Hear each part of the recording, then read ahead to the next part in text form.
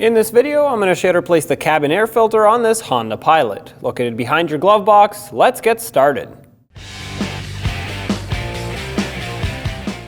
To begin, open the glove box and empty out anything that's inside.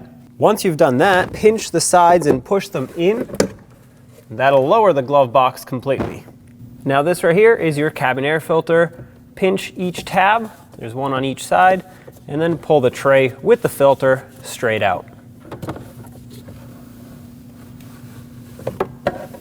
At this point, you can push the filter up and remove it from the tray.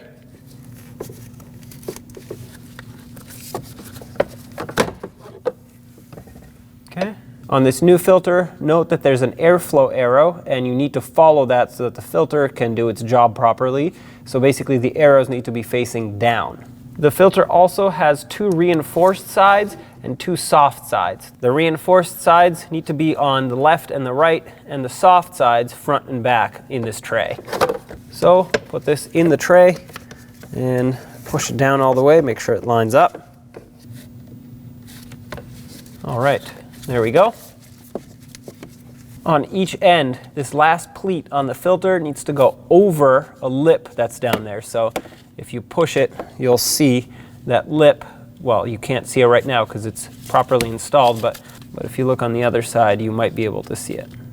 Now take the tray with the filter and slide it back in.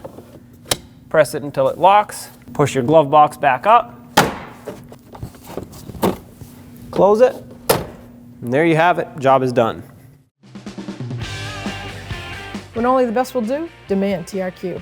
The only company that lets you view before you do. TRQ is committed to offering the highest quality aftermarket auto parts that are engineered for peace of mind. Thanks for using and viewing with TRQ.